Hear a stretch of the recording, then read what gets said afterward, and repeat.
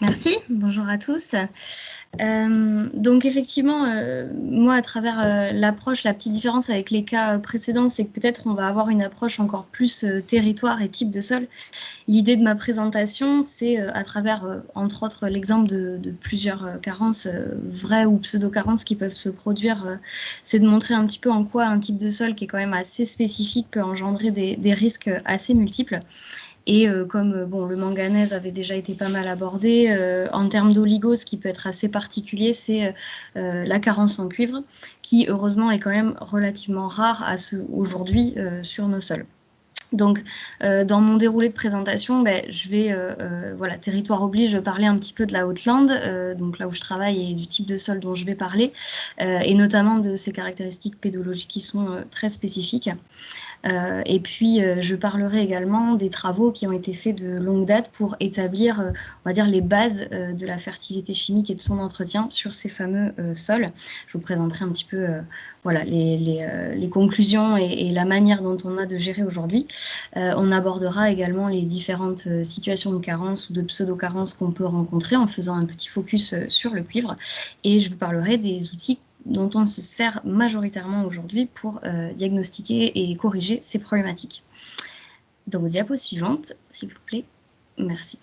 Donc la Haute-Lande, c'est ce triangle de sol sableux qui est dans le sud-ouest de la France, au cœur du massif forestier des Landes de Gascogne, qui va être limité par trois grandes masses d'eau, en fait, que sont la Garonne au nord-nord-est, la Midouze au sud-sud-est, et bien sûr toute la façade atlantique à l'ouest. Alors, il semblerait qu'il y ait une animation, finalement. Voilà, si vous pouvez faire tout, il y a encore des choses qui vont arriver. Voilà, et une dernière. Tac, merci. Donc c'est une terre d'anciens marécages qui a été mise en valeur à partir du règne de Napoléon III, qui a d'abord commencé par la plantation de forêts de pins, qui est une végétation acidifiante. Il y avait déjà une végétation acidifiante, mais ça a encouragé, on va dire, le dépôt de cette matière organique acidifiante sur ces sols. Il y a eu également, dès cette époque, mais ça s'est beaucoup plus développé un siècle plus tard, donc dans les années plus 1950, les premiers essais de mise en culture. Et vous voyez sur les cartes disponibles, donc en bas à droite, à quel point la forêt, le massif forestier a évolué en l'espace de un siècle et demi. Et c'est au milieu de ce territoire-là, qui fait à peu près 1 million d'hectares, que l'agriculture s'est développée, donc majoritairement à partir des années 1950. Aujourd'hui, en termes de surface, elle ne représente malgré tout que 10%. Donc on a vraiment un assolement qui est composé de tout un tas de sortes de maïs. On a du maïs grain, du maïs donc à destination de l'alimentation animale, mais aussi de l'industrie agroalimentaire ou industrie polymère, etc. On a du maïs porte-graines, maïs semence, maïs popcorn et du maïs légumes, donc le maïs doux. Et on a également tout un tas d'autres cultures légumières de plein champ, type haricots verts, pommes de terre, carottes, petits pois et j'en passe. Donc une multitude de cultures. Donc, diapo suivante. Merci. Donc sur les types de sols qu'on peut avoir, toute la partie en fait de ce massif forestier, elle est composée de sols sableux. Donc vous avez dans le tableau les paramètres principaux que je vous ai remis en faisant une distinction entre des valeurs, on va dire, sol naturel, donc ce qu'on va, comme la forêt est présente quand même en très grande majorité, ça va être ce qu'on va appeler les sols de défriche ou sols forestiers. Et à l'inverse, les valeurs, mis en parallèle, les valeurs sur des sols cultivés, sous-entendu celles qu'on vise un petit peu à entretenir via les apports qu'on peut faire, dont je vous parlerai un petit peu après. Donc la caractéristique majeure de ces sols, c'est qu'ils sont considérés comme podzolisés et hydromorphes. Donc on a, comme je vous ai expliqué, une végétation acidifiante qui date pas de la forêt de pins, mais qui a été accentuée aussi à cette époque-là, qui est implantée sur une pseudo-roche-mère, qui est la matrice sableuse. Qui est donc cette matrice sableuse est très pauvre en minéraux altérables et cette végétation acidifiante a eu pour effet de dégrader complètement les quelques éléments, les éléments minéraux qu'il y avait dans ce complexe-là, donc l'alumine, l'argile, etc. Tout a été un petit peu dégradé et se retrouve potentiellement mis en solution. On a un sol du fait qui est très acide aussi, avec cette végétation qui n'évolue que très peu, et donc une activité biologique qui est très faible. Et par-dessus ça, on a aussi une nappe phréatique affleurante qu'on appelle la nappe des sables, qui date de l'époque du Pléo-Quaternaire, qui a la propriété en fait de se recharger par les pluies hivernales, ce qui crée un espèce de battement entre des périodes sèches et des périodes humides. Ce battement va, lors des périodes humides, mettre en solution ces fameux éléments dégradés, donc l'alumine, le fer, etc., les entraîner vers le fond lors des périodes d'assèchement. Et lors des périodes d'assèchement aussi, ce qui va se passer, c'est qu'il y aura une espèce de cristallisation qui va conduire à créer l'alios que vous voyez dans la photo de gauche. Alios, qui est une espèce de roche un peu meuble, enfin molle, qui a quand même la propriété de limiter fortement l'enracinement et d'empêcher en fait la bonne prospection des racines. Donc voilà, ces sols ont la caractéristique d'être sableux à plus de 90%. On a un enracinement des cultures qui est globalement peu profond, qui est généralement limité à 30-40 cm. On a un faible complexe argilo-humique puisque on a potentiellement pas mal d'humus, mais rarement ou très très peu d'argile. De fait, une très faible capacité d'échange cationique, et donc des carences qui surviennent en fait tout naturellement, soit parce que les éléments ne sont pas historiquement contenus dans le sol par la roche-mère et sa nature, soit parce que pour peu qu'on les y ait apportés, ils se lessivent de toute façon très facilement. Donc pour revenir un petit peu au tableau dont je vous parlais, vous voyez un petit peu, alors c'est à la fois soit des moyennes, soit des fourchettes, selon que le paramètre soit très variable ou pas. Au niveau des taux de matière organique, on a à la fois des sables qui peuvent être très blancs, donc les taux peuvent même être parfois en dessous de 2% de matière organique, et on a des taux qui peuvent être aussi très élevés, et là ça peut même dépasser les 5%, voilà, être à 6, 7, 8% sur des sols très noirs. Mais la moyenne va être située autour de 2 à 5%. On a un rapport C sur N qui montre globalement une évolution de la matière organique qui est quand même assez lente, avec peu de minéralisation. Ça, c'est dans les cas, on va dire, majoritaires. Et un pH naturel, vous voyez, sur les valeurs, donc on va classer des friches, qui va tourner autour de 4,5, 5,5. Lors des mises en culture, on va viser un redressement, mais il faut savoir qu'on va rarement atteindre, et de toute façon c'est pas forcément très souhaitable, chercher à dépasser les 6,5 on va dire de pH. On va plutôt s'en tenir aux 5,8, 6 on va dire, voire 6,2 en pH, en fonction bien sûr des besoins des cultures. Donc des CEC qui sont très petites également, donc des teneurs après sur les principaux éléments, donc le calcium qui peut être titré dans les analyses de sol, vous voyez qu'il est quand même assez bas, y compris sur des valeurs de sol cultivées.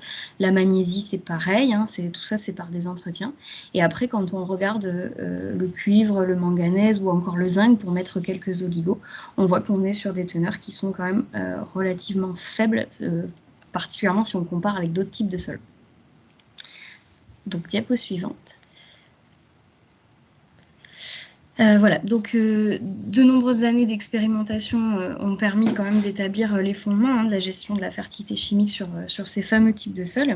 Donc dans les années 50, 1950, j'entends, l'observation des cultures qui avaient quand même, qui marquaient quand même pas mal stagné, végété, etc., ont permis entre autres de travailler sur la carence en cuivre. En fait, les agriculteurs et les chercheurs de l'époque se sont rendus compte qu'il y avait quand même un vrai souci avec cet oligo-élément-là, notamment parce qu'en plus, ils essayaient de cultiver à l'époque des céréales à la paille, etc., chose qui se faisait un peu partout en France, sauf que la céréale à la paille est quand même assez peu adaptée finalement au sol sableux.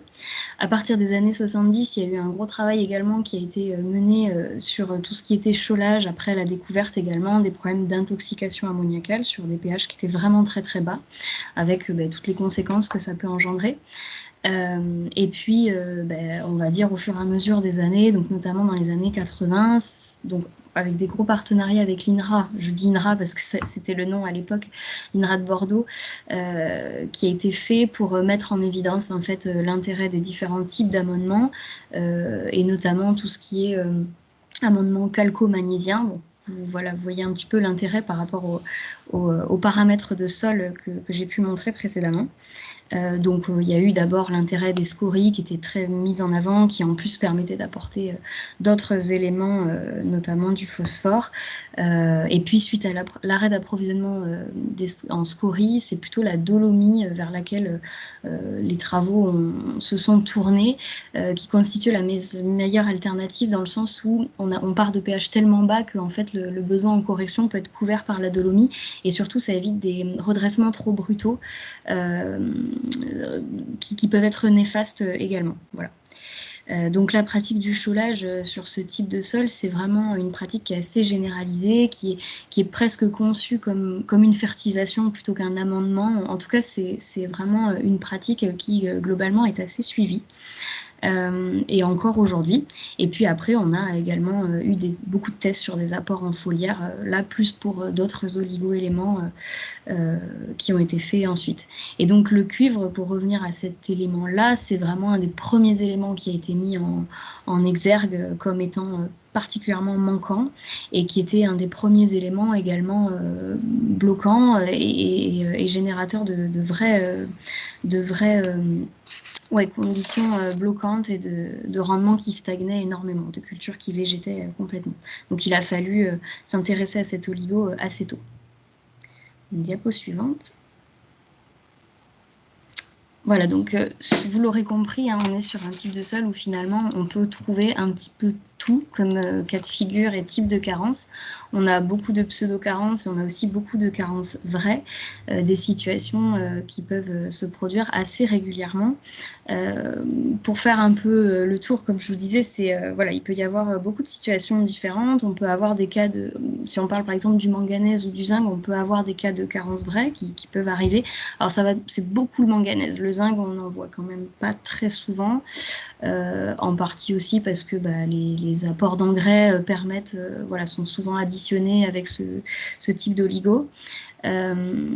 Donc on a beaucoup de cas de pseudo-carence aussi en manganèse sur des sols donc ça rejoint un petit peu ce que disait Madame Le Souder tout à l'heure, sur des sols qu'on va qualifier de soufflés. Donc ça, c'est plus lié à la qualité du travail du sol, un rappui insuffisant, voire des couverts qui ont été incorporés un petit peu tard et qui du coup génèrent de la matière organique mal décomposée dans le sol. Tout ça va conditionner des sols qui vont être insuffisamment rappuyés, des conditions qui vont être accentuées aussi dans les printemps frais lorsqu'il y a des défauts d'assimilation, et ça peut aussi concerner des parcelles sur lesquelles le pH a été exagérément et trop brutalement rehaussé. Ça va concerner notamment le manganèse. C'est des cas de figure qu'on peut retrouver. Parmi les cultures qui se retrouvent être les plus sensibles, toutes les cultures légumières globalement vont retrouver un niveau de sensibilité assez élevé. Je pense notamment aux haricots verts, qui est une des cultures légumières qui commence à être assez sensible, les légumineuses en général, et qui sont présentes quand même en surface importante sur la Haute-Lande. Mais on peut aussi retrouver régulièrement des carences en manganèse, qu'elles soient pseudo-carences ou réelles, sur du maïs. Concernant la magnésie, alors le soufre, qui ne sont pas forcément des oligo-éléments pour le coup, mais pour lesquels on peut trouver aussi souvent des problématiques, situations carentielles ou de manque.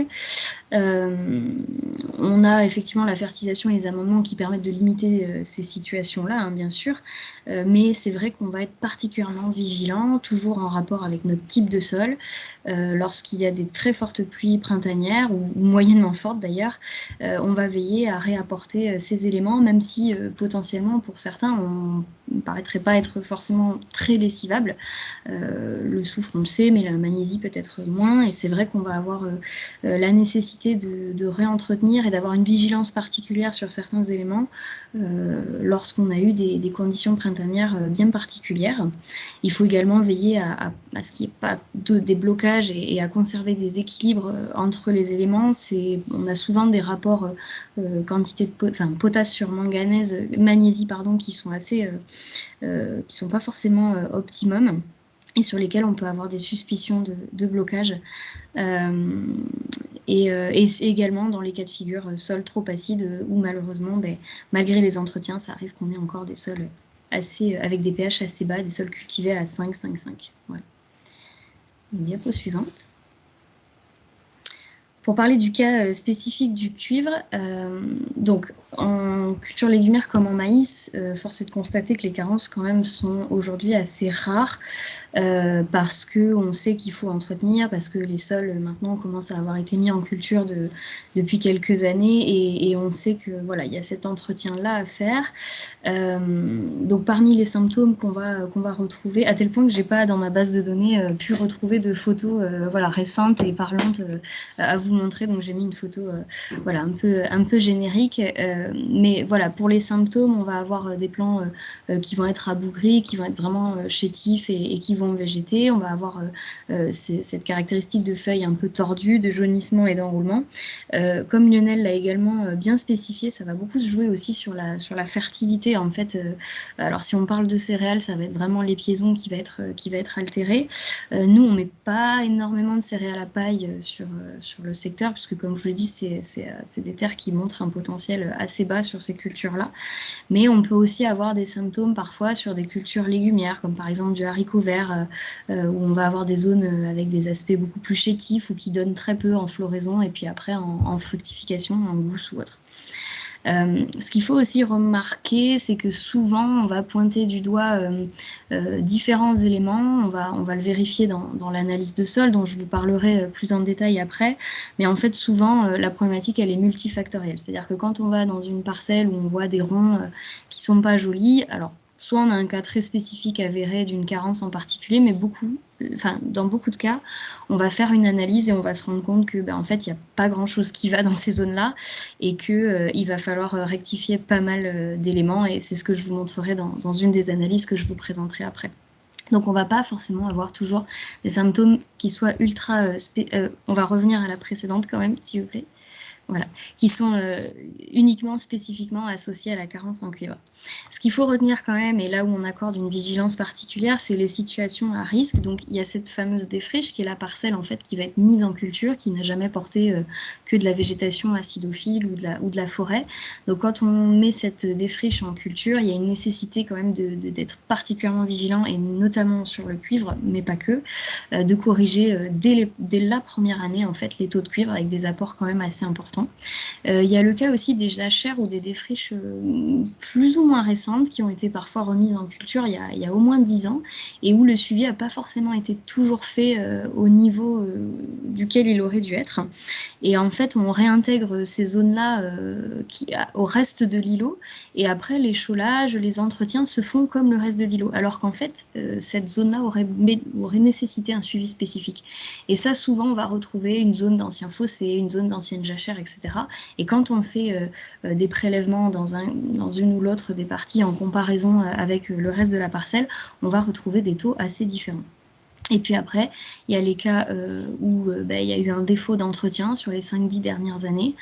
C'est un élément, le cuivre, qui n'est pas finalement si souvent que ça regardé dans les analyses. Enfin, nous, on y fait attention, mais les agriculteurs peut-être font un petit peu moins attention à cet élément-là qu'aux autres.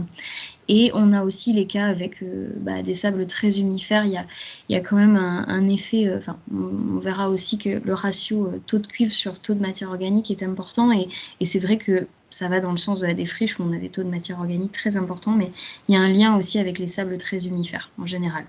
Donc, le cuivre, dans les cas, on va dire, de correction par rapport à une problématique avérée, on va avoir des préconisations de redressement de l'ordre de 2 à 4 éléments métal minimum en redressement, plutôt 1 à 2 kg si c'est de l'entretien.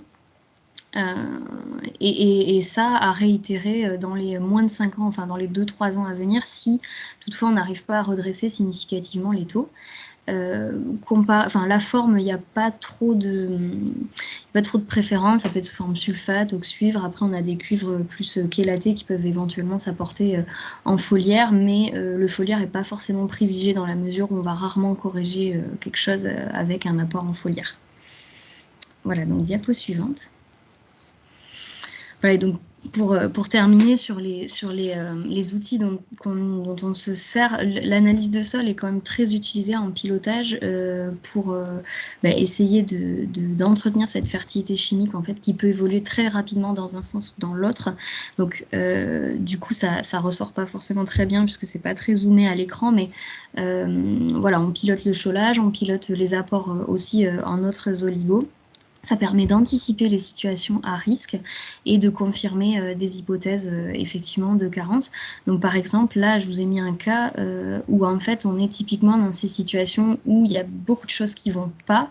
Là, c'est une parcelle en fait qui était en haricots verts et où en fait, entre deux cultures, l'agriculteur nous signale que il nous dit voilà, j'ai des ronds où ça meurt. Pour le coup, c'est le fameux cas de la défriche à l'ancienne jachère qui a été rajoutée à l'îlot et qui n'a pas été conduite spécifiquement, et où en fait on voit qu'on se traîne un pH qui est très bas, des teneurs en magnésie ou même calcium, on voit qu'elles sont basses également. C'est sur un contexte taux de matière organique qui est quand même relativement élevé, on est à 4,4%, et vous voyez que la teneur en cuivre est très très basse. Donc là, on est quand même sur des teneurs qui sont voilà, inférieures à 0,5 mg par kilo. C'est malheureusement pas si anecdotique que ça, même si la vraie carence va pas forcément toujours se manifester. Donc là, la préconisation, même si pour le coup, lorsque on fait cette analyse, la culture n'est plus en place, donc on ne peut pas confirmer le diagnostic via d'autres hypothèses, on voit qu'il y a quand même un souci par rapport à cette analyse de sol, et donc on va procéder à un chaulage de redressement, on va procéder à un entretien avec des apports préventifs en manganèse si on est sur des cultures à risque, et on va procéder également à des apports de cuivre pour redresser ces teneurs-là. Voilà. Et la suite nous montrera qu'en fait, après, les problèmes se sont corrigés et qu'on n'a plus vu ces zones les années suivantes, une fois les corrections faites. Et enfin, donc sur la deuxième cas de figure d'analyse suivante, là, c'est une situation un petit peu différente où on est toujours... Excusez-moi, c'est Aurélia. Oui, vous avez bientôt fini. Si vous êtes à 22 minutes au total pour le moment, au lieu de 15. Ah d'accord, d'accord. Bah, j'ai bientôt fini, c'est mon avant-dernière diapo. Là, on est sur un cas d'analyse de sol à teneur en matière organique assez élevée, où on a une majorité d'éléments qui sont tout à fait corrects, les paramètres. On a des pH corrects, etc. Mais on voit qu'on a des teneurs en cuivre qui sont autour de 1 mg par kilo. Donc, toujours pareil, par rapport au rapport avec la matière organique, on est sur des taux qui sont assez bas. Voilà. L'autre outil qui va nous servir, c'est l'analyse foliaire qui peut confirmer la carence. Le souci, c'est que bon, voilà, quand on est sur des carences et qu'on voit les teneurs dans les végétaux, souvent c'est pas forcément facile. Enfin, l'incidence sur le rendement, elle est déjà visible et avec ses conséquences. Donc on va plutôt chercher sur nos sols à essayer d'entretenir voilà, les apports. Diapo suivante. Voilà, donc c'est juste une conclusion pour dire que sur ce type de sol, on a de nombreuses situations à risque qu'il faut connaître et pour pouvoir les anticiper, donc notamment le pH qui est très bas, les taux de matière organique qui peuvent être élevés, la situation de défriche. Et on utilise notamment l'analyse de sol pour piloter en fait cette fertilité chimique, et ça peut être complété par l'analyse foliaire. Voilà, désolée pour le temps supplémentaire. Merci. Alors, nous sommes à 13h03. Je me retourne.